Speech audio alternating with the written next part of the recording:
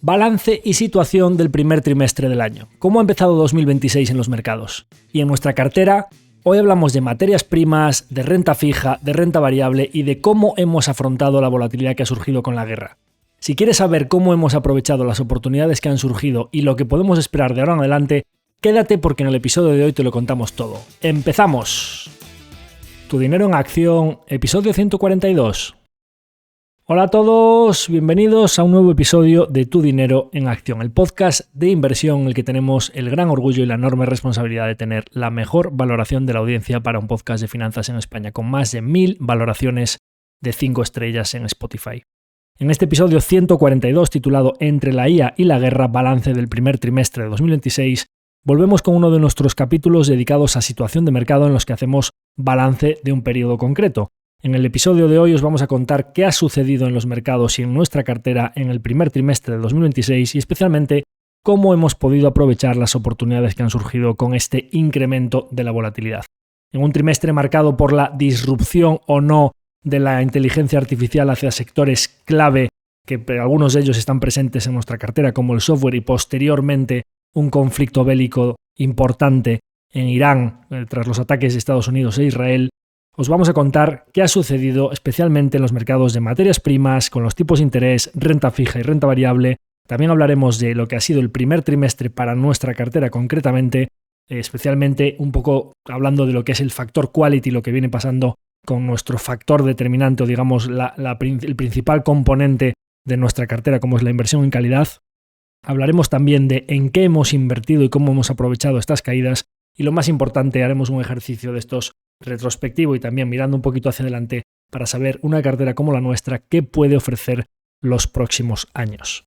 Antes de pasar a la chicha del episodio, como siempre, recomendaros que visualicéis estos episodios en alguna de las dos plataformas que permiten visualizar contenido gráfico, que vamos a ir apoyando las explicaciones con algunas imágenes como son Spotify y YouTube. Y por supuesto, la petición de estos últimos episodios, en breve vamos a hacer un consultorio de la audiencia, así que si nos mandáis vuestras consultas para poder resolverlas en esos capítulos que hacemos de dudas de los oyentes, nos ayudáis mucho para tener buena masa crítica de contenido para responderos. Ya en breve lo vamos a hacer, ya tenemos una buena lista de preguntas, así que si nos ayudáis con unas poquitas más, bienvenido sea.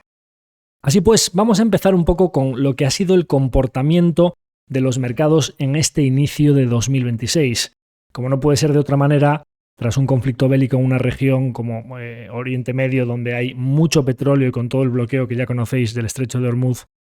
no podríamos empezar hablando de otra cosa que no sea petróleo. Entonces, como veis en la imagen número 1, frente a un petróleo que había estado a principios de 2025 bastante estabilizado entre la zona de 65-70 dólares por barril, con picos puntuales en la zona de 80 dólares por barril, el barril Brent ha llegado a alcanzar los 115-120 dólares, estabilizándose recientemente en la zona de 96. Como veis ahí marcado en naranja a la derecha. Es verdad que el repunte cuando se produjo el ataque fue muy vertical, a los pocos días ya tuvo una corrección y posteriormente cuando han hecho este anuncio de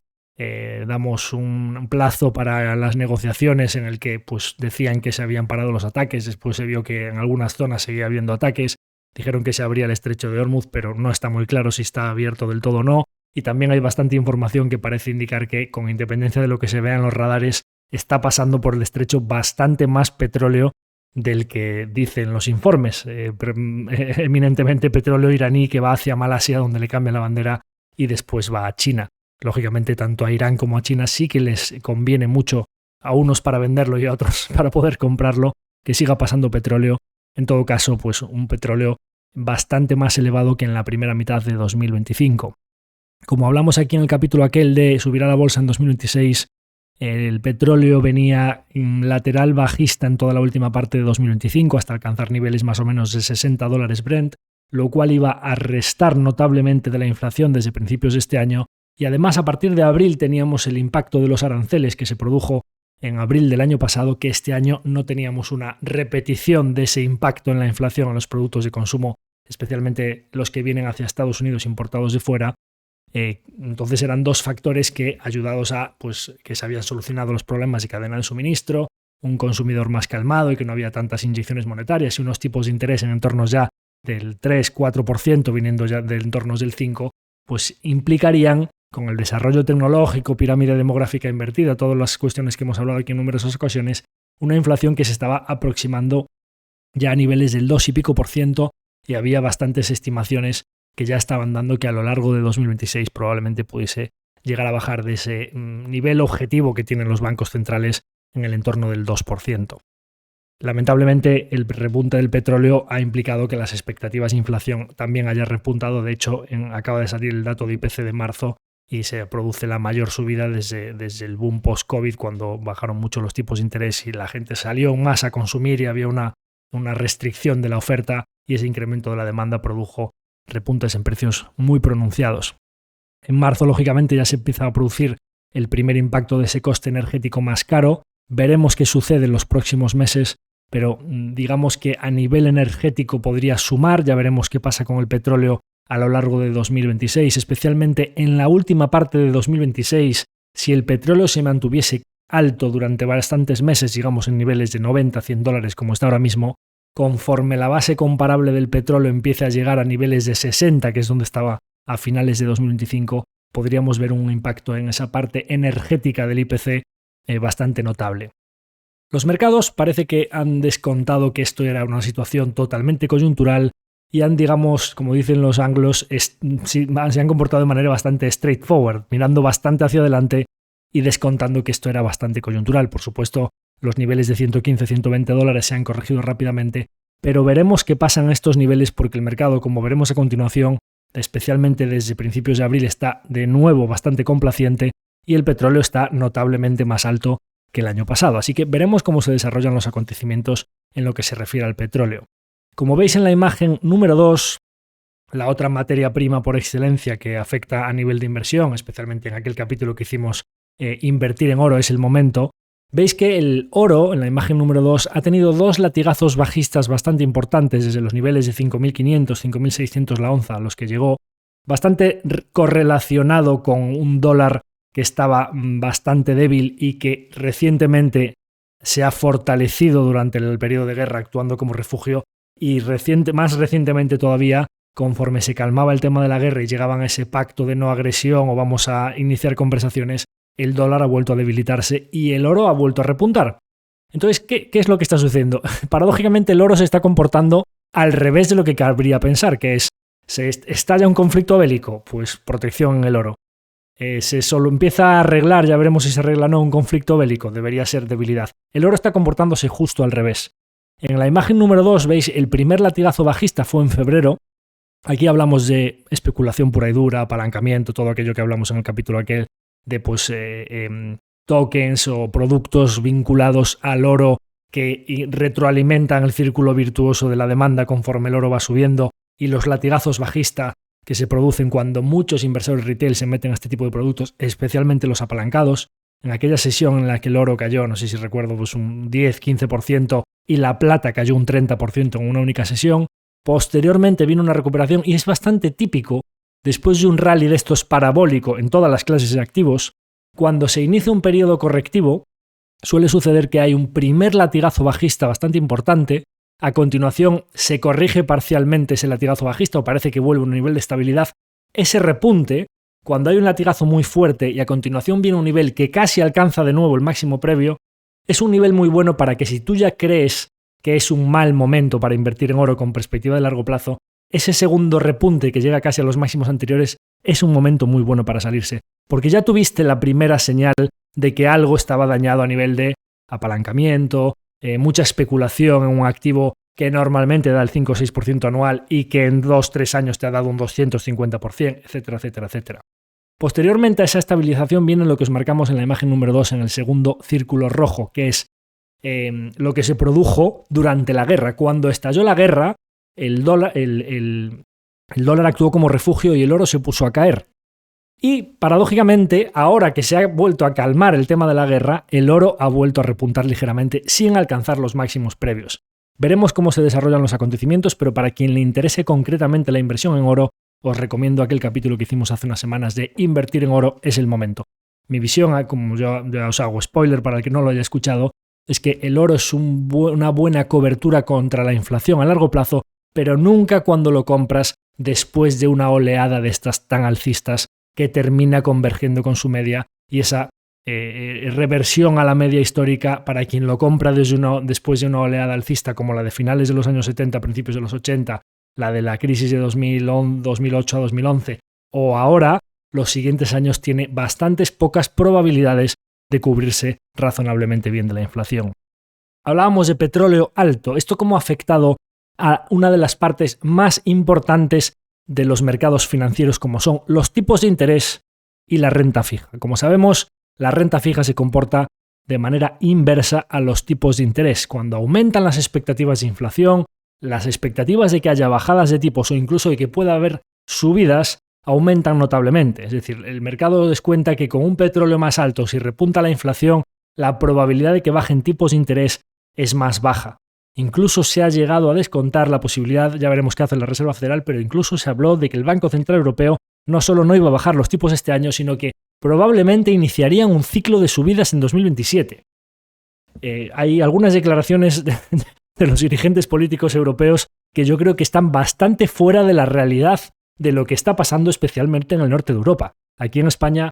estamos viendo una bonanza económica por turismo, inmigración, etcétera, que no es la situación que se está viendo ni en Reino Unido, ni en Bélgica, ni en Países Bajos, ni en Alemania, especialmente con el sector industrial y especialmente con el sector del automóvil. Me cuesta mucho ver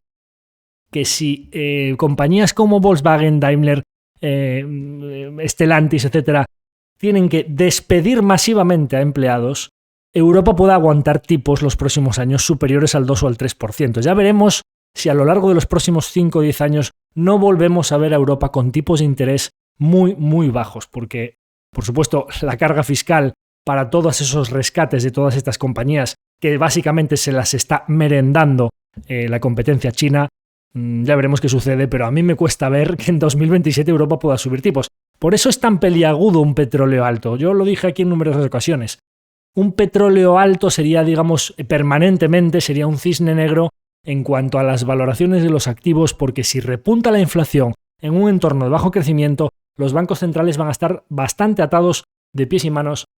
para poder tomar decisiones en cuanto a si se flaquea la economía, bajamos tipos de interés. Ya, pero si flaquea la economía y la inflación está alta, ¿cómo vamos a bajar tipos de interés? Entonces, esto es una situación delicada. Por supuesto, la situación en Estados Unidos es muy diferente. Primero, porque no se han pegado tiros en el pie a nivel energético, como cerrar todas las centrales nucleares, etcétera, etcétera, etcétera, y depender del petróleo, del gas ruso y todo este tipo de cosas. Y porque además es que dices, no, es que el petróleo les perjudica porque los mercados... Pero si son un exportador neto de petróleo, es decir, bueno, sí, nos perjudican algunas compañías que a nivel de márgenes que son intensivas en energía, nos benefician muchas otras que exportan gas y petróleo, ¿no? Entonces, Estados Unidos es un caso diferente al tema de Europa.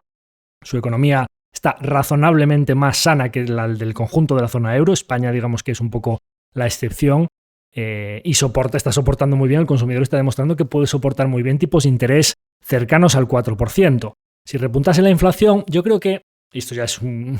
tiro al aire, digamos, ¿no? Yo creo que incluso aunque viesen que repunta la inflación coyunturalmente,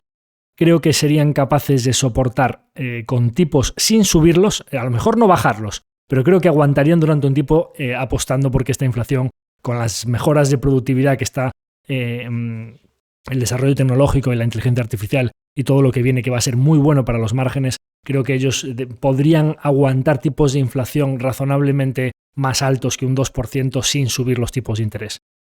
Así que, pues veremos, ¿no? Hablábamos de petróleo, hablamos de oro, tipos de interés. En la imagen número 3 podéis ver lo que ha producido en el yield, digamos, en el retorno de los bonos americanos a 10 años, el estallido de la guerra en Irán, ¿no? Estábamos hablando de treasuries pagando a 10 años en el entorno ya a principios de marzo por debajo del 4%, llegamos a ver un 3,95 y en plazo de un mes se han ido directos al 4,50. ¿Esto por qué es? Pues el mercado dice petróleo más alto, conflictos geopolíticos. En vez de refugiarme en bonos, que sería algo razonable para salirse un poco, digamos, en un perfil de risk-off, digamos, de menos apetito por el riesgo, básicamente una venta masiva de bonos porque el mercado empezó a descontar que la posibilidad de que bajasen tipos de interés básicamente se esfuma. Y hemos llegado a ver un pico del casi el 4,5%, que está bastante por encima de los tipos de interés, digamos, orientativos o la tasa de fondeo de la Reserva Federal, que anda entre el 3,5 y 3,75. Y posteriormente, cuando se calmó el conflicto, hemos visto cómo ese yield, digamos, lo que pagan los treasuries a 10 años, se ha reducido notablemente desde el 4,5 hasta el 4,25 que veis a la derecha de todo. Bien, y diréis, ¿y esto cómo ha afectado a la renta fija? Claro, lógicamente, quien tenga carteras de renta fija pues se ve más afectado cuanta más duración tenga, un impacto del 4 al 4,5 que no parece mucho cuando tienes que compensar ese 0,5 durante muchos años, el impacto que tiene en la renta fija de larga duración, de te deben el dinero pero a muchos años vista, ese 0,5 al año hay que multiplicarlo por muchos años, con lo cual el impacto en precio en las carteras de renta fija de larga duración es mucho más alto que en las carteras de corta duración. Por eso nosotros aquí hemos explicado en muchas ocasiones que la renta fija de plazos largos es una clase de activo que a nosotros no nos gusta nada, porque por definición un inversor en renta fija lo que busca cuando tiene un colchón para su cartera, una parte digamos más defensiva, digamos una visibilidad en los retornos o una parte de, bueno, pues tengo aquí un dinero que no está expuesto a la volatilidad ni a las fluctuaciones de la renta variable. Primero porque a lo mejor en algún caso tengo un perfil de edad, un perfil de no duermo bien por las noches con la volatilidad o lo que sea, o a lo mejor un caso de, pues puedo tener una necesidad a lo largo del próximo año, próximos 2 años. Nosotros a ese tipo de gente le decimos, bueno, pues esa parte de la cartera no la inviertas en renta variable, tienes que tener una parte defensiva que te permita tirar de ahí sabiendo que vas a tener 3, 6, 9 más, pero nunca menos 10 ni menos 15, y además pues te proporciona un colchón de manera que las fluctuaciones, como se producen en guerra de Irán, en aranceles de abril 2025, en el COVID, en la guerra de Ucrania, periodos que sabemos que vienen estos picos de volatilidad cada cierto tiempo, pues hombre, ten eso en algo que siempre te dé un poquito más, aunque sea poco, no vas a hacer un interés compuesto de estos exponenciales a largo plazo, pero que te proteja de la inflación y nada más. Bien, cuando tienes renta fija de larga duración, cuando las cosas están bien o incluso cuando bajan tipos, el retorno que obtienes a plazos largos es más alto. ¿Pero qué sucede con este tipo de inversiones? Son bastante asimétricas porque de repente cuando viene un evento de estas características, como pasó en 2022, muchísimo más grave, subida de tipos de 0 a 5, que eso no se veía desde los años 70, el impacto que sufren las carteras de larga duración, como le pasa también a los equities o digamos a las acciones de crecimiento que tienen flujos a muy largo plazo, les aumentas un poquito la tasa de descuento y el impacto de la valoración es muy alto. Entonces nosotros tendemos a defendernos en los clientes que nos dicen, mira, queremos tener una parte de la cartera un colchón de seguridad o digamos el dinero que pueda tirar de ahí si de repente me voy a comprar una casa o se va a ir a mi hijo a estudiar fuera o quiero tener una parte de la cartera más defensiva porque ya tengo cercana la jubilación y voy a tener que complementar mi pensión y empezar a tirar de ahí. Pues menos de 5 años, si la renta variable es de 5 años en adelante, el perfil que hay que tener para que incluso con todas esas fluctuaciones digamos que tengas medianamente asegurado que vas a beneficiarte de los retornos más elevados en la renta variable con independencia del punto del ciclo en el que te encuentres, pues la parte de renta fija entonces tiene que darnos esa visibilidad. Bien, pues para que veáis un poco el impacto que ha producido la guerra, concretamente la referencia de los bonos europeos a 2 años, no a 10 como hablábamos antes del Treasury, en la imagen número 4 para que veáis que toda la renta fija ha tenido un pequeño maremoto con la guerra de Irán. En la imagen número 4 veis el Eurochats, que son los futuros que recogen las variaciones en precio. Ojo, aquí no incluye los cupones. Una variación en precio plana a lo largo del tiempo implicaría que tú vas obteniendo los cupones que te pagan. Pero esta referencia lo que viene a indicar es las fluctuaciones en el nominal de los bonos en función de los tipos de interés de mercado. Con tipos de interés más altos y repuntan las expectativas de inflación y aumentan los tipos de interés, básicamente la referencia de precio cae a la inversa como hablábamos antes, ¿no? Entonces, para que veáis en la imagen número 4 el Eurostat, que es la referencia indicativa de los bonos a 2 años, que es digamos bastante defensivo, no es que sea un cash, pero pues estamos hablando de bonos corporativos o gubernamentales entre 12 y 24 meses. Son plazos bastante conservadores, no un puro monetario, típico Amundi Cash o este tipo de cosas que ya están dando el 1 y pico por ciento, pero una renta fija bastante conservadora, pero que me permita cubrirme de la inflación, digamos entre el 3 y 3,5% de expectativa de rentabilidad. Pues el Eurostat ha tenido una caída justo con la guerra, como veis ahí, del 1,6%. 1,6%, diréis, bueno, ¿y esto es mucho o poco? Claro, para alguien muy conservador que invierte en renta fija a plazos de entre 12 y 24 meses, que los precios te caigan más de un 1% en el plazo de un mes. Estamos hablando de fondos de inversión, una categoría de activos que, como os decía, dependiendo del caso, se puede esperar obtener un 2,5 al 3,5%. Cuando un cliente de este tipo ve que en un mes un fondo tan conservador que puede dar un 3% anual cae un 1 y pico por ciento en un mes, pues digamos que es un movimiento bastante considerable. Nada que ver, por supuesto, como veis en la parte izquierda de la imagen número 4, con las caídas que tuvo esto cuando subieron los tipos de 0 a 5. Pero que pasen los tipos de interés del 4 al 4 y pico por ciento ya tiene un impacto incluso en la renta fija de corto plazo. Así que esta es la situación. Y diréis vosotros, bueno, petróleo, oro, renta fija. ¿Y qué ha pasado con los mercados de renta variable? Bueno, pues los mercados de renta variable han caído. A mi modo de ver, relativamente a los comportamientos que suele tener, los movimientos que ha tenido la renta fija con la guerra de Irán, ese risk off, ha sido bastante más heavy que lo que ha tenido la renta variable, porque como veis en la imagen número 5, el MSCI World de máximo a mínimo ha tenido una caída que no ha llegado al 7%. Hemos visto una ligera complacencia del mercado con todo lo de la guerra. Por supuesto, hubo repunte fuerte de la volatilidad y muchas compañías, especialmente de sectores afectados por el incremento del petróleo, como son las aerolíneas o sectores expuestos al ciclo económico, como es banca, o sectores más dependientes del lujo, como pueden ser la zona de Dubái, Emiratos Árabes, etc., compañías de ese sector con caídas importantes, ¿no? Pero una caída de un 7% tampoco parece muy grave.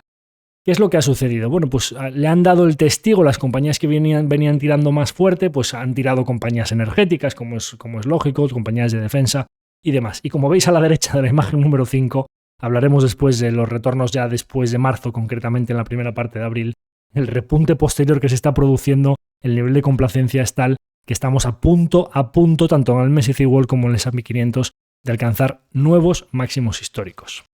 Así que, pues esto ha sido el trimestre, veremos cómo se desarrolla el resto del año, pero parece que un pequeño maremoto, no igual en todas las clases de activos, y parece que bastante complacencia en renta variable. Y en nuestra cartera, ¿cómo hemos afrontado este periodo de volatilidad? Porque claro, aquí nosotros sería bastante típico decir las excusas de la guerra, ¿no? Veréis, supongo, no leo muchas cartas de fondos, pero estoy bastante seguro de que la probabilidad de que alguien que haya tenido underperformance en el primer trimestre de 2026 lo atribuya a la guerra, pues es bastante alta. Digamos que es una excusa fácil. Bueno, pues nosotros hemos tenido un trimestre bastante malo y la excusa no es la guerra, porque de hecho nosotros en nuestra cartera, desde que empezó el conflicto bélico, que fue el 2 de marzo, fue el primer día, el ataque del fin de semana, pues el lunes 2 de marzo empezaron las caídas. Desde ese día, o sea, desde el viernes anterior, o sea, desde que antes que empezase la guerra, nuestra cartera, lo miré antes de empezar a grabar, está plana. Es decir, tuvo una caída y una recuperación posterior. Estamos planos desde que empezó la guerra. Entonces, como veis en la imagen número 6, hemos tenido un comienzo de año bastante negativo, pero que con respecto al mercado, la diferencia no se produjo durante la guerra. De hecho, nuestra cartera, hablaremos ahora del componente calidad, nuestra cartera ha aguantado muy bien cuando empezó el conflicto bélico. Las compañías de calidad suelen actuar como refugio y además el dólar también actuó como refugio. Entonces, nosotros nos hemos comportado razonablemente bien, que yo siempre decía, nuestra cartera, ¿cuándo puede recuperarle margen al mercado de estos últimos años en un escenario de inversiones de más calidad, de refugio, etcétera, que no tenemos ni banca, ni energía, aerolíneas, sectores puramente cíclicos, materiales, materias primas, etcétera? A lo mejor en un escenario en el que se ralentice un poco la economía, o yo no contaba con que en un escenario de conflicto bélico. Entonces diréis, ¿y esa diferencia de rendimiento en el trimestre cuándo se produjo? Se produjo básicamente entre enero y febrero, principalmente, como veremos ahora en los contribuyentes y los detractores de nuestra cartera, por la caída de sectores muy concretos, por ese miedo a disrupción de la inteligencia artificial, especialmente en las compañías de software. Como veis ahí, nosotros hacemos un menos 9% en el trimestre. Ahora mismo estamos ya bastante más cerca de planos en el año, porque en el mes de abril, que no lo ponemos ahí porque ya veremos cómo se desarrollan los acontecimientos, desde finales de marzo estamos más o menos más 4, más 5%, pero no deja de ser un año malo para un entorno en el que los índices estaban bastante negativos en marzo y ahora están ligeramente positivos en el año después del rebote. Con lo cual, una parte de ese resultado diferencial en este comienzo del año viene explicado por antes de la guerra, por esas caídas de las Constellation Software, Microsoft, Adobe, VTech, y todo, etcétera, etcétera, que son compañías que el mercado cree que pueden estar en riesgo de disrupción por la inteligencia artificial. Como veis en la imagen número 7, ahí os ponemos los principales contribuyentes y detractores a nuestra cartera en el primer trimestre de 2026. Como veis, tenemos compañías como Laboratorios Rovi, que es una incorporación reciente, una de las principales contribuyentes, Diploma, ASML Holding, Halma o Tradeweb Markets, otra incorporación reciente también que lo está haciendo muy bien con comportamientos pues de un más 27% en el caso de Rovi, más 14% en el caso de Diploma, más 22% en el caso de ASML Holding, más 8% en el caso de Halma y más 10% en el trimestre en el caso de Tradeweb. Aplicado al peso medio que tenemos en cada una de esas compañías, pues a la derecha veis la contribución. Y hablábamos, ¿qué es lo que lo ha hecho especialmente mal? ¿Cuáles han sido las compañías que más nos han restado? Bueno, pues aquí tenemos dos tipos principales de compañías. Principalmente el caso de Tesla, una compañía que, aunque puede ser beneficiaria de la IA, el mercado, como siempre, tiene una valoración alta. Tan pronto se enfrían un poco las expectativas o la información que está saliendo del full self-driving, de la flota de robotaxis, etcétera, tiende a corregir. Él ha mandado de 500 a prácticamente 350 estos días. En el trimestre concreto una caída del 17%, una posición con un peso alto, nos ha restado un punto. Y básicamente después, ahí veis dos compañías como son Nemescheck y Constellation Software, de lo que hablábamos, caída de software vertical específicamente, oportunidades, creo, a mi modo de ver, con compañías que están teniendo crecimientos, en el caso de Constellation, con orgánicos e inorgánicos, de más del 15%, en el caso de Nemescheck más del 20%, y guía de seguir creciendo a medio y largo plazo del 15% con expansión de márgenes. De hecho, Nemescheck ha hecho una adquisición reciente estos días a una compañía de software importantísima de software para obra civil en Estados Unidos, con la cantidad de infraestructuras que se tienen que renovar en Estados Unidos, y ha hecho un acuerdo muy interesante con Thoma Bravo para convertirse en uno de los jugadores líderes de obra civil en Estados Unidos. No parecen el tipo de acuerdos cuando estés preocupado por tu balance y por la disrupción de la inteligencia artificial, pero entre Nemescheck, Microsoft y Constellation, dados teóricamente perdedores de la inteligencia artificial, ya veremos el caso de Microsoft, que posiblemente no solo no sea perdedor, sino que es uno de los grandes ganadores, pues correcciones importantes en todo el universo de software. Y hablábamos del componente quality, diréis, bien, nosotros en el conjunto de 2023, 2024, 2025 y lo que llamamos 2026, un poquito más de 3 años ahora, llevamos algo más de un 40% de retorno, 44% desde los mínimos de 2022, frente a un 50 y pico, 55 más o menos que lleva tanto el MSCI World como el en euros, como el S&P en euros, es decir, nos saca, dependiendo del momento, entre 10 y 15 puntos en 3 años y pico, que serían 3-4 puntos al año. Entonces diréis vosotros, ¿y cómo puede ser si tú tienes una cartera de compañías de calidad que componen bien a largo plazo, que además varias de ellas son serial acquirers que despliegan capital a tasas altas? ¿Cómo puede ser que en un periodo que creo que todavía es corto, como 3 o 4 años, el mercado esté perdiendo, especialmente desde principios de 2025, porque en 2023 y 2024 estábamos holgadamente por encima, y durante el último año y pico, más o menos un año y un trimestre, la cartera se ha ido quedando ligeramente por detrás? Bien, voy a tratar de explicarlo de la manera más objetiva posible, porque no quiero que haya aquí ningún sesgo de decir, bueno, no, es que el mercado se equivoca, nuestras compañías son maravillosas y nosotros lo estamos haciendo fenomenal, etc. No, yo voy a intentar daros exclusivamente los datos de lo que está pasando en el mercado en un entorno de tipos de interés más altos, para que veáis por qué creo que las expectativas que podemos tener por delante son muy alentadoras. Como veis en la imagen número 8, veis el factor value en la línea verde, y luego dos tipos de factores, value, momentum, verde y rojo. Un factor que junta los tres, como es el azul, la línea azul. Y abajo de todos marcamos en amarillo en la imagen número 8, concretamente el factor quality, las empresas de calidad, desde comienzos de 2025. Esto viene sucediendo desde los aranceles de abril de 2025. Nosotros en ese momento, en el primer trimestre de 2025, estábamos, dependiendo de si mirabas el MSCI World, el Nasdaq o el S&P, estábamos desde los mínimos de 2022 por encima o en la par con los índices, y desde entonces vino esa desventaja que nosotros tenemos acumulada en el último año y pico. Y esto está explicado, como veis en la imagen número 8, específicamente por un mal comportamiento de las compañías de calidad durante el último año y pico. En un entorno de tipos de interés más alto y de boom económico, digamos, de una economía mucho más resistente de lo que cabía prever,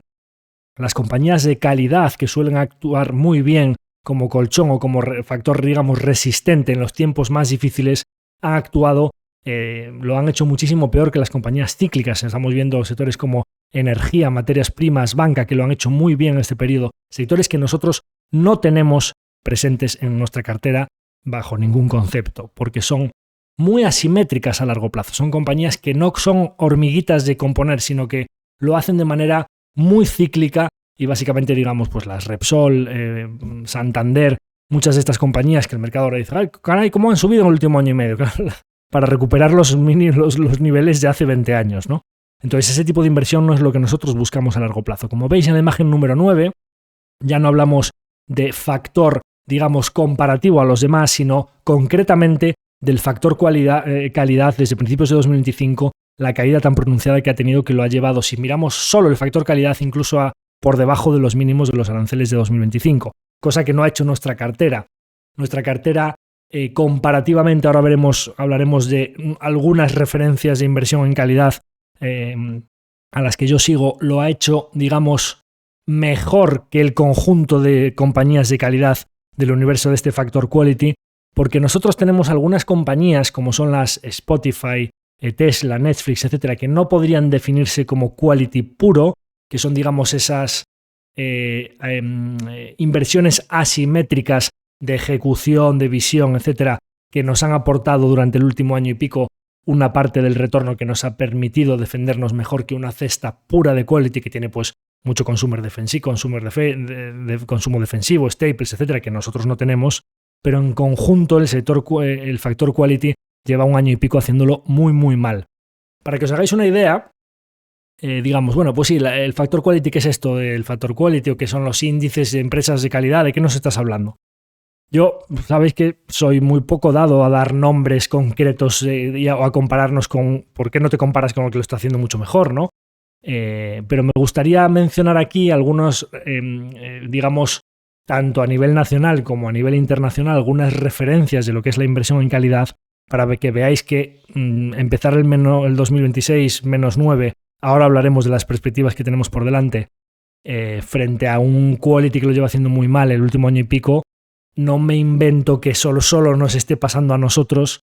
Si miramos los retornos de nombres internacionales, referencias ya durante muchos años a nivel de inversión en calidad, como Fansmith, de Terry Smith, menos 10% en lo que llevamos desde el 1 de enero hasta el 31 de marzo. Pollen Capital, otro de las referencias de inversión en calidad más relevantes en Estados Unidos, menos 17,7% en el trimestre.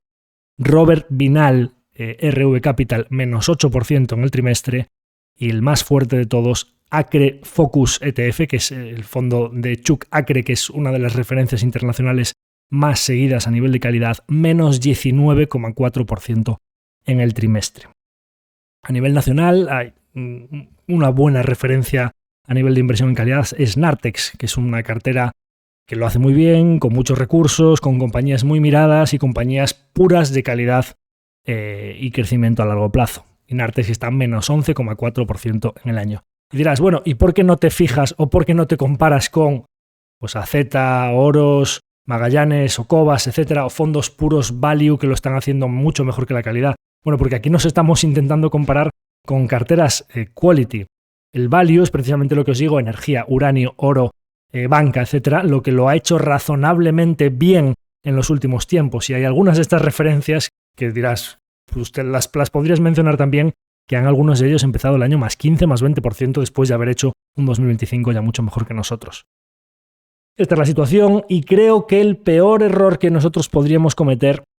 sería estar mirando lo que lo hace bien durante el último año y pico para ir saltando de lo que se ha quedado atrás a rotar la cartera a sectores más cíclicos porque lo están haciendo bien. Eso es un arma de doble filo. Y veréis a continuación, en el último punto, cuando hablemos de por qué creo que podemos estar muy tranquilos con nuestra cartera a largo plazo, por qué ese ejercicio retrospectivo que yo hago para saber cuáles habrían sido los retornos en cada momento con cada tipo de cartera y lo que podemos tener por delante, como para que veáis que creo que estamos en el sitio correcto. Entonces diréis, en esta situación de comienzo de año un poco convulso, que si disrupción de la IA, que si guerra, ¿Cómo lo hemos aprovechado? ¿En qué hemos invertido en el primer trimestre de 2026? Bueno, pues tenemos algunas incorporaciones a cartera, siempre en esta línea de incorporar grandes ganadores de largo plazo, de compañías calidad. Vamos hablando de compañías con márgenes de beneficios amplios, equipos gestores que tomen las decisiones por y para el accionista, vientos de cola estructurales que les faciliten el crecimiento de su negocio, poder de fijación de precios, ventajas competitivas que les permitan que su negocio crezca por encima de la inflación sin que la competencia venga a merendárselos, pero que además, por situaciones coyunturales o visiones o narrativas del mercado de corto plazo, podamos adquirir a un precio razonable para que la evolución del precio que decida pagar el mercado, los múltiplos que decida pagar el mercado a largo plazo, no destruya esa generación de valor intrínseca del negocio en las métricas de beneficio por acción, flujo de caja por acción, etc. Bueno, pues hemos dado la bienvenida por primera vez a Visa, una de las compañías que forman el duopolio de pagos a nivel global junto con Mastercard, en una debilidad generalizada del mercado que no es un aspecto, digamos, coyuntural de que le esté pasando nada a Visa, con una corrección notable, y hemos podido por fin tomar una posición en Visa, que es uno de esos negocios de tanta calidad que he mencionado aquí en numerosas ocasiones que querríamos tener en cartera. Además, como ya he comentado también en alguno de los episodios recientes, tomamos una posición en SAP, es una de las incorporaciones principales en ese sector de software de capa caída o disrupción de la IA. SAP es una compañía alemana ERP, digamos, software crítico para todos los procesos de muchas compañías globales en su día a día, y creemos que es una capa digital insustituible que, por mucha IA que venga, incluso SAP es la principal que está promoviendo nuevos planes o nuevas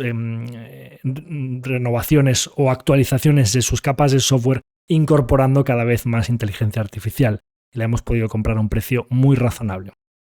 Además, en esta tendencia hacia la inversión indexada y a cada vez más personas que se están saliendo del círculo bancario tradicional para empezar su cartera de inversión poco a poco con aportaciones periódicas mensuales sin mirar lo que pasa con el mercado, hemos dado la bienvenida también por primera vez a una compañía española del BM Growth que se llama Indexa Capital, que muchos de vosotros conoceréis porque seáis clientes o no seáis clientes, pero que es uno de esos, digamos, robo-advisors que permite a la gente hacerse su cartera en fondos de inversión o en planes de pensiones con aportaciones automáticas. Ópticamente nada barata, pero creemos que con lo que viene por delante, muy barata a unos años vista. Esto iremos hablando, es una compañía poco líquida que probablemente tengamos oportunidad de hablar en numerosas ocasiones en el futuro de ella. Visa, SAP e Indexa son dos posiciones entre pequeñas y medias. Sabéis que ya desde hace bastante tiempo nosotros tendemos a tomar posiciones pequeñas o medias y que sean ellas con su retorno a largo plazo las que se ganen el mérito de estar en el top 10, top 15 de nuestra cartera. Y además hemos tomado una posición pequeñita, digamos ya, punto, aquí sería más filosofía semilla porque aún tiene mucho que demostrar, pero hay bastantes mimbres para que puedas convertirse en una infraestructura de los pagos electrónicos futuros, que digamos que es una posible nueva Visa o Mastercard, como es Circle. Circle Internet es una compañía de la que hablamos específicamente en el capítulo de Stablecoins, nuevo paradigma del dinero. Ahí yo creo que ya dábamos algunas pinceladas de por qué el negocio de Circle y lo que está haciendo Jeremy Allain y todo su equipo ya desde hace años tiene muy buena pinta. Como este no es un capítulo para hablar de tesis de inversión concretas, os doy unas pinceladas de lo que hemos incorporado a la cartera, concretamente 2 o 3 posiciones entre medias y pequeñas y una semillita para que poco a poco a lo largo del tiempo con su ejecución sean ellas las que se ganen el peso. Además, hemos aprovechado estas oportunidades que ha dado el mercado con caídas muy notables en negocios que conocemos bien y que han dado oportunidades importantes, especialmente pues reincorporando algunas Netflix que habíamos vendido, completando la posición en Swiss Marketplace Group, completando la posición en MSCheck, completando la posición en TradeWeb, ya visteis que con muy buenos resultados, añadiendo unas cuantas Spotify que habíamos soltado muy arriba y que nos ha dado margen para reincorporarlas, lo mismo en Amazon. Hemos recientemente antes de este último rally, con la caída esa que tuvo resultados en torno a 198, $200 por acción, incorporamos unas poquitas. Momentum Group, Hermès, lamentablemente antes de estos últimos resultados que ha presentado, que el mercado sigue pesimista,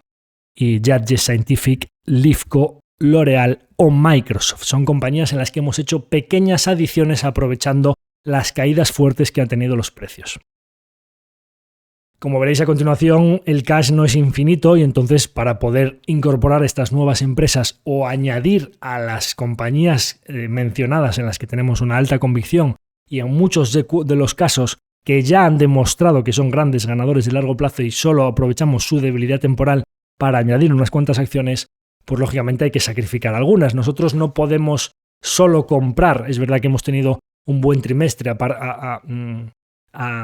modo de, o sea, a nivel de incorporaciones nuevas de participaciones de clientes que o se incorporan nuevos a nuestro proyecto, partícipes que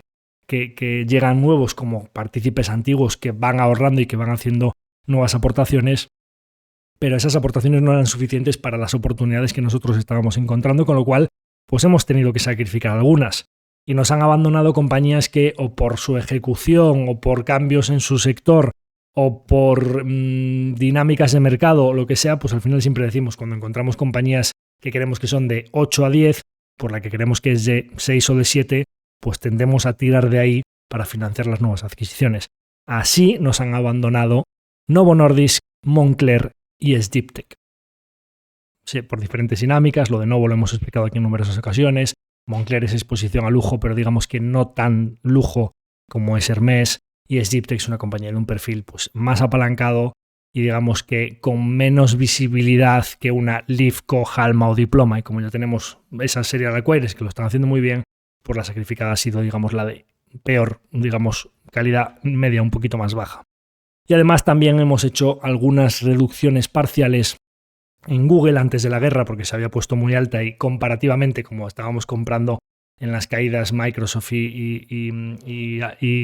Amazon principalmente, que se han puesto muy bien de precio, pues Google comparativamente se había puesto exigente, hicimos una pequeña reducción y en Cox Abengoa Group también pues hemos reducido notablemente porque es una posición, digamos, en la que teníamos una situación especial que catalizó y nos vino una parte importante de ese retorno. La operación que tiene en Iberdrola México va a ser bastante apalancada y digamos que una compañía apalancada y en un sector regulado no es una compañía comparativamente a todas estas oportunidades que hemos encontrado, no es de un perfil, digamos, de calidad tan alta. Cuando aumentan las oportunidades, las compañías que o no caen de cotización o se mantienen a un múltiplo alto, es un sitio ideal para sacar de ahí dinero y meterlo donde vemos buenas oportunidades. Este es el caso de Cox, que prácticamente no tuvo caídas, de hecho,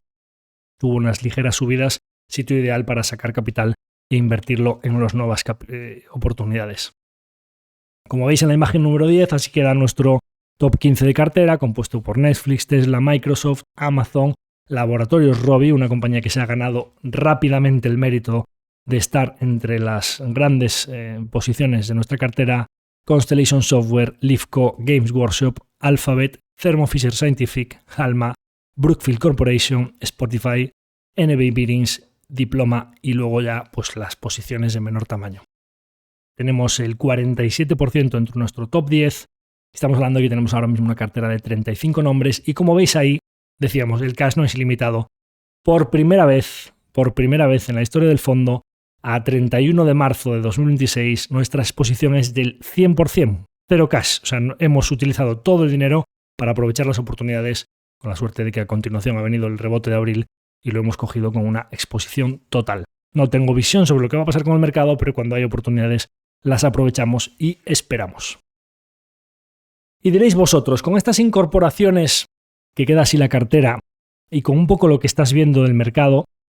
¿qué crees o qué podemos esperar con esta cartera después de un comienzo malo de 2026 y digamos que ya un 2025 titubeante, digamos desde los aranceles de abril, sube, baja, digamos un poco esa lateralidad y exposición del 100% aprovechando muchas oportunidades? Bien, hablábamos de la corrección del quality en los últimos tiempos y he mencionado aquí en numerosas ocasiones todo lo que ha sucedido desde 2021 con una compresión de múltiplos muy importante en numerosas compañías de calidad y de crecimiento en un entorno de tipos de interés que están permaneciendo más altos durante más tiempo de lo que se esperaba. Entonces, claro, yo vuelvo a decir, no voy a intentar dar una opinión que no sea subjetiva o sesgada y, por supuesto, o sea, sin tratar de convencer a nadie de nada, porque yo no es que no es que yo me lo juegue todo. Por supuesto, yo me lo juego todo en cuanto a que yo tengo todos mis ahorros depositados en Acción Global, pero una gran parte de mi entorno cercano, familia, amigos, etcétera, también lo tienen. Y yo lo digo muchas veces cuando vienen clientes a la oficina, les digo, mira, mi apellido, el de mi familia está ahí puesto en la pared, lo tenemos en la puerta, está en el portal del edificio. Yo quiero estar, si me aguanta la salud, si puedo estar 30, 40 años, si puedo, o sea, yo cuando le dice la gente, no, llegar a la jubilación, que yo no me quiero jubilar. O sea, yo mientras me aguante la salud, yo quiero estar haciendo esto, es mi pasión, quiero estar haciendo esto muchos años. Y me gustaría, la verdad, cuando pasen 10, 15, 20, 30 años y tenga pues a lo mejor 50, 60, 70 años, ir caminando por aquí, por la ciudad, por Coruña o por cualquier sitio donde pueda haber alguien que nos conozca con la cabeza muy alta. Me encantaría, de verdad, no deberle nada a nadie y tener la satisfacción de haber hecho las cosas como creía que las debía hacer. Eso es exactamente lo que estoy haciendo y voy a tratar de daros algunos datos para mostraros por qué tengo la convicción total de que estamos en el sitio correcto, a pesar de que coyunturalmente en el último año y pico no nos esté favoreciendo el estar en compañías de calidad. Entonces, ¿qué es lo que he hecho? He hecho un ejercicio retrospectivo, de decir, bueno, a ver, evidentemente nosotros en la cartera, pues yo cometí errores en 2022 y teníamos compañías en el periodo 2020-2022 no tan de buena calidad como tenemos ahora mismo, y además en la caída de 2022 tendimos a regar algunos errores que terminaron con importantes pérdidas. Eso es algo que nosotros al final en nuestro proceso de ir aprendiendo como inversores tenemos que tratar de no volver a cometer los mismos errores dos veces, y no solo ha mejorado mucho en todas las caídas, tanto en la propia de 2022 con las incorporaciones de Tesla, Netflix, etcétera, como 2023, 2024 y 2025, en cada uno de los últimos años ha habido periodos de volatilidad que nos han permitido incorporar a esas grandes ganadoras como están siendo Robi, Brookfield, Diploma, Halma, etcétera, compañías que nos están dando ya muy buenos retornos en estos primeros años.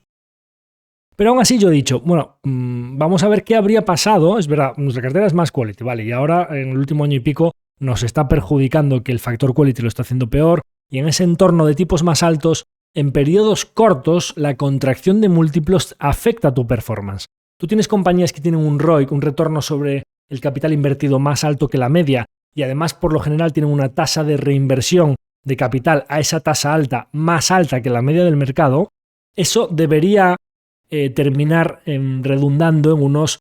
crecimientos de sus flujos de caja y sus beneficios unitarios por acción más altos que la media del mercado. Entonces, cuando tú en un periodo estás componiendo una tasa inferior a la que está haciendo el mercado, tienes que ver por qué. Es decir, qué está pasando con los beneficios unitarios de nuestras empresas, el múltiplo que paga el mercado por esos beneficios y por qué nuestra cesta de 35 empresas lo está haciendo este último año y pico peor que el mercado. Ya no hablemos antes del periodo 2022, que con muchas ocasiones ya he explicado aquí el por qué tipo de cartera teníamos, etcétera, etcétera, ¿no? Pero en este periodo que para mí es muy medible, decir, bueno, pues desde los mínimos de 2022, cómo vamos en 2023, cómo vamos en 2024, cómo vamos en 2025, porque mi objetivo está muy claro en que en el año 2027 los retornos a 5 años desde los mínimos de 2022 ya tienen que ser buenos, y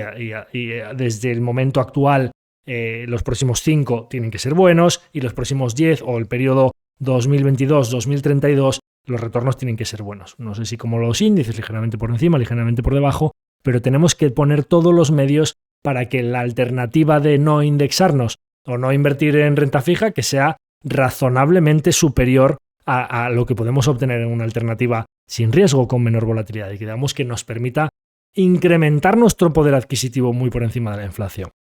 Entonces yo he cogido y he dicho, bueno, pues nuestra cartera actual de 35 valores, vamos a hacer un ejercicio retrospectivo a ver qué pasaría si nosotros, estamos en abril de 2026, qué pasaría si en abril de 2021 y en abril de 2016, vámonos 5 y 10 años hacia atrás, qué retornos habríamos obtenido si nosotros cogiésemos una cartera equiponderada de los valores que nosotros tenemos ahora mismo en la cartera, qué retornos habríamos obtenido los últimos 5 y los últimos 10 años,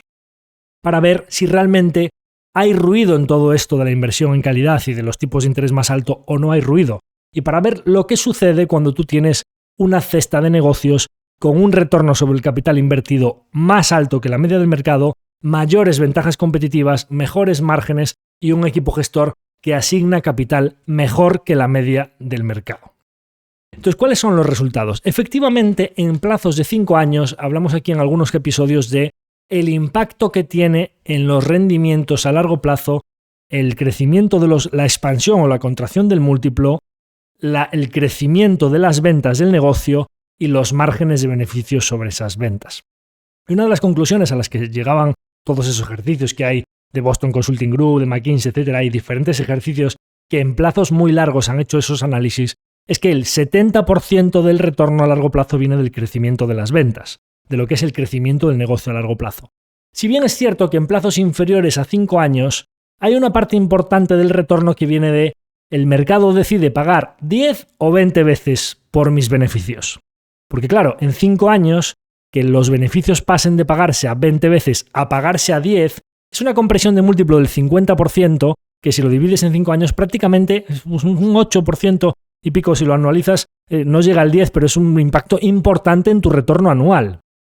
Pero cuando te estás yendo a plazos verdaderamente largos, como son 10 años, al final, ¿qué es lo que queda? Ahí vemos esos aprendizajes de los abuelos de lo que decía Charlie Munger, en paz descanse, de el mercado a corto plazo bota 10 o 20, pero a largo plazo pesa beneficio unitario por acción. El mercado a largo plazo sigue los beneficios unitarios por acción.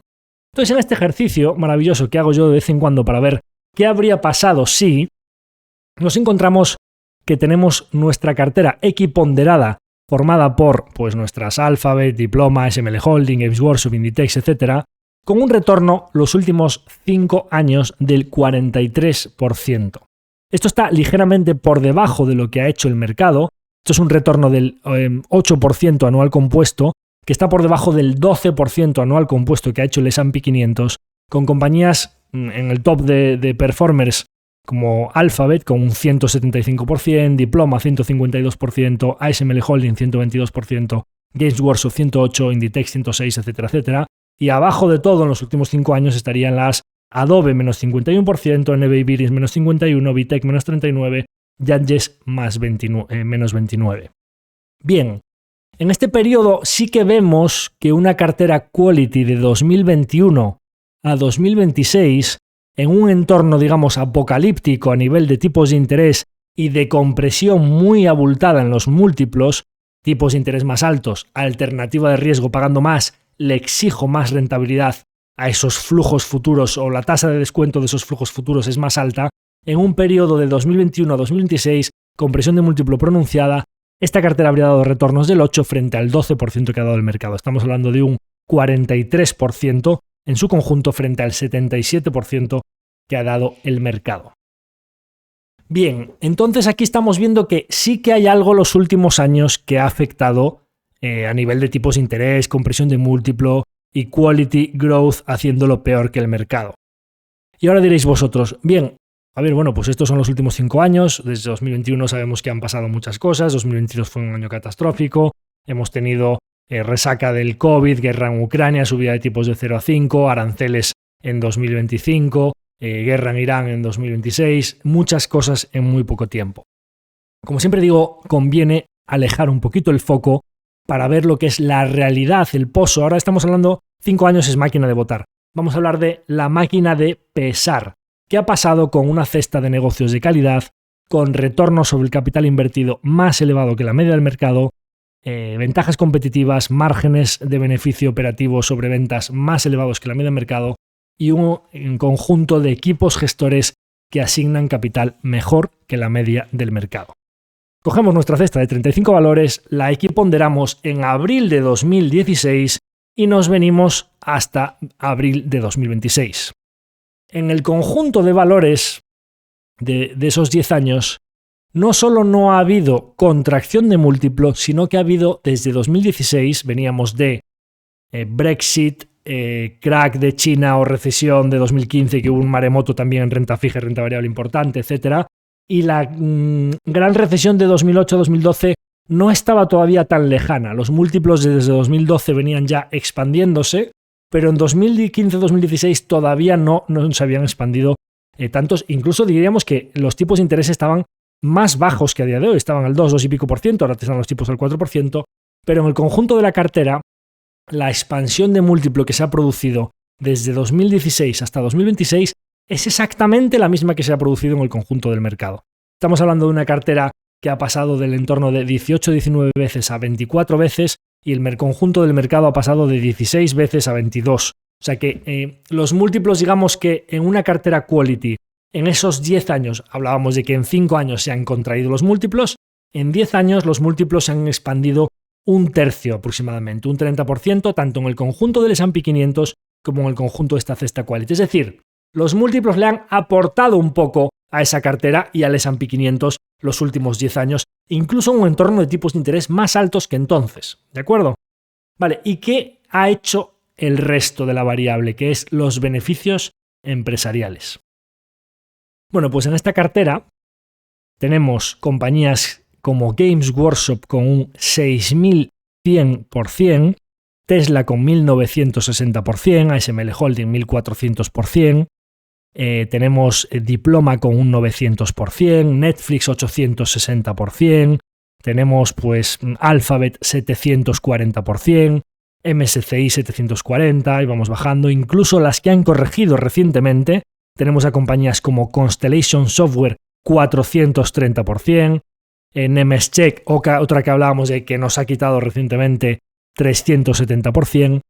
incluso la compañía que de esta cesta quality de 35 compañías que menor rendimiento ha hecho, como han sido NBI Biddings o Inditex. Inditex ha sido un top performer en los últimos 5 años, pero desde 2015, que estaba muy alta, 2016, cayó y subió, y el retorno desde 2015 a 2025, 2016 a 2026 no ha sido tan alto. Hablamos de 122% en el caso de NBI Biddings, 134% en el caso de Inditex, que son las que están abajo de todo en la cola. Hay 1, 2, 3, 4, 5, 6, 7 compañías que no tienen histórico de 10 años, con lo cual lo que he hecho, lo cual nos perjudica en este ejercicio, es que las he equiponderado al inicio y les he puesto retorno 0. Es decir, el peso que tenían en la cartera al principio de todo no han compuesto, se han quedado planas y eso les da el peso final. ¿De acuerdo? Bien, con 6-7 compañías con retorno 0. Todas las demás equiponderadas por lo que han hecho estos últimos 10 años. ¿Sabéis cuál es el resultado de este ejercicio retrospectivo de esta cartera de calidad de 2016 a 2026? 666% de retorno. Y diréis, ¿esto qué tasa anualizada es? Esto es casi un 19% anual compuesto, a lo cual habría que quitarle el TER, la Comisión de Gestión y Depositaria del Fondo, que es un 1,5%. O sea, esta cartera habría dado más de un 17% anual compuesto frente a un retorno del S&P 500 de 390% en ese mismo periodo, que es un retorno del 13% anualizado. Esta cartera neta de comisiones habría batido al índice por más de 4 puntos al año. ¿Qué conclusiones se pueden sacar de este ejercicio? Bien, las compañías de calidad con retorno sobre el capital invertido elevado, ventajas competitivas y buenos equipos gestores rinden más que el conjunto del mercado a largo plazo en un escenario en el que tanto el conjunto de esta cartera quality como el índice han expandido ligeramente los múltiplos. Nosotros no podemos contar con que los múltiplos de 2026 a 2036 se expandan, pero con retornos del 18% anual compuesto, incluso aunque soportásemos una mínima contracción de múltiplo en línea con lo que haga el mercado, como vemos que ha pasado en los últimos 10 años, tenemos bastantes datos que indicarían que los retornos medios de una cartera quality en un escenario en el que no afecte tanto la subida de tipos, que si quality, que si momentum, que si value, etc., los retornos están notablemente por encima de los del mercado. Incluso yo he hecho un ejercicio y he dicho, claro Javier, pero si tú te hubieses comprado Games Workshop en 2015, justo antes de la entrada de Kevin Rountree y la vuelta a la tortilla que le dio al negocio, que se ha hecho básicamente un 60 bagger en 10 años, pues claro, con tu regla de los fondos UCITS de 5, 10, 40, cuando Games Workshop sobrepasase el 10%, habrías tenido que estar vendiendo. Pues le contestaría a esa persona, caray, tú sabes bastante de cómo funciona la pata coja a la que vamos los fondos activos por la regla de la diversificación. a la pata coja frente a los índices, que cuando una compañía sube cada vez la ponderan más. Y nosotros tenemos que, por obligación, cuando tenemos un gran ganador, tarde o temprano empezar a cortarlo. Entonces he hecho otro ejercicio más y he dicho, bueno, vamos a ver qué habría pasado si no solo tuviésemos que vender parcialmente Games Workshop, que es el mejor performance de los últimos 10 años, que ha hecho un 60 bagger, sino si yo me fuese cargando uno por uno los máximos ganadores. Recordemos, otra frase de los abuelos, la gran mayoría del retorno va a venir de unos pocos grandes ganadores. La gente se pregunta, ¿cómo puede ser que los Magnificent Seven pesen tanto en los índices? No, yo me preguntaría, ¿cómo no va a ser? ¿Cómo no va a ser? Porque el retorno, cuando tú coges un portfolio de muchos valores y los dejas componer de manera simétrica a lo largo de los años, como el mínimo es 100, ¿de dónde va a venir el máximo retorno? De la asimetría de que una Nvidia te ha hecho los últimos 10 años un 20.000%, te ha hecho un 200 bagger. Así se ha ganado el peso que tienen los índices. Y de esos, con que tengas 1 o 2, como el mínimo es un 0 y el máximo es un 20.000, 30.000%, lógicamente la gran mayoría del retorno viene de unos pocos grandes ganadores. Bien, entonces miremos, oye, y si te cargas Games Workshop o cuando empieza a superar el 10% la tienes que vender, entonces seguro que los índices te habrían ganado. Bueno, pues empecé uno por uno a cargarme primero Games Workshop, luego Games Workshop y Tesla, y después Games Workshop, Tesla y ASML Holding. Cargándonos al máximo ganador de esta cartera, los retornos seguirían siendo notablemente más altos que los de los índices. Si yo me hubiese cargado no solo Games Workshop, sino también Tesla, los retornos seguirían siendo más altos que los de los índices. Tendríamos que llegar a cargarnos Games Workshop con un 6.100%, Tesla con un 1.960% y ASML Holding con un 1.400% para que los retornos fuesen los mismos que los de los índices. A partir de ahí, si nos empezamos a cargar ya Diploma, Netflix, etc., entonces obtendríamos menos retorno que el del índice. ¿Esto qué quiere decir? Que no solo una cartera de calidad en la que dejes correr a los grandes ganadores tiene altas probabilidades de emplazos en los que no afecten tanto los múltiplos como han sido los últimos 5 años desde 2021, que sabemos todo lo que ha sucedido, sino en plazos verdaderamente largos en los que lo que importa es la máquina de pesar, retorno sobre el capital invertido, a qué tasa se despliega el capital y cuánto capital despliego, ventajas competitivas, etc., sino que incluso con nuestra regla UCITS de 5, 10, 40 de la diversificación, aunque tuviésemos, claro, ese ejercicio lo he hecho cargándome completamente la posición de Games Workshop.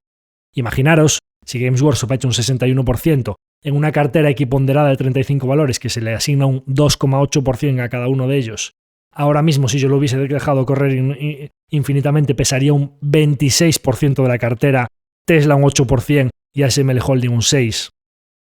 Lógicamente no te tienes que cargar el 26%, lo que tienes que hacer es, cuando supera el 10%, entonces empiezo a vender, con lo cual te habría dado una gran parte de su retorno, no todo, pero una gran parte de su retorno. Bueno, pues asignándole un 0 a Games Workshop, 0 a Tesla y 0 a ASML Holding desde el origen, es decir,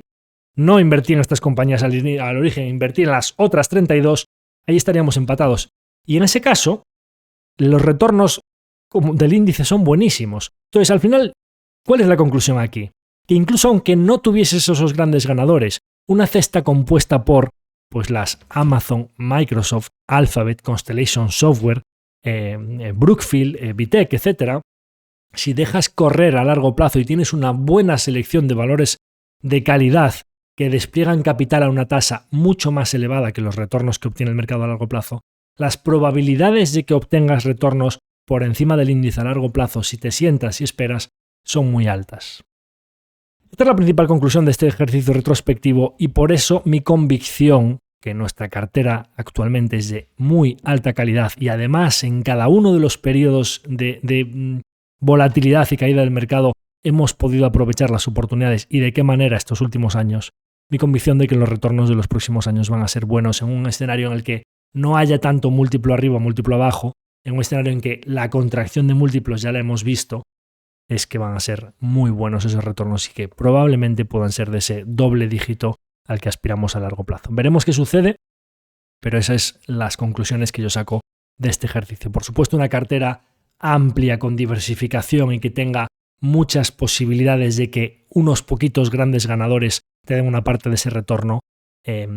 las probabilidades de que suceda son más altas. En esa línea hemos ido aumentando una diversificación de más cantidad de nombres, menos peso en cada uno de ellos para poder darles ese recorrido. Compañías cada vez de más calidad, cada vez con mejores márgenes y cada vez cotizando a un múltiplo más razonable. Así que hasta aquí el episodio de hoy, espero que os haya gustado este balance del primer trimestre de 2026, de nuestra cartera, de cómo hemos aprovechado las oportunidades y especialmente este ejercicio retrospectivo de qué habría pasado si y qué podemos esperar si miramos hacia adelante, que creo que es lo más relevante para todos. Así que, pues nada más, daros las gracias por vuestra atención cada semana, espero que os haya aportado este episodio y que si lo compartís con vuestra gente cercana para nosotros tiene un valor incalculable. Nada más, me despido de todos vosotros, muchas gracias, hasta la próxima semana.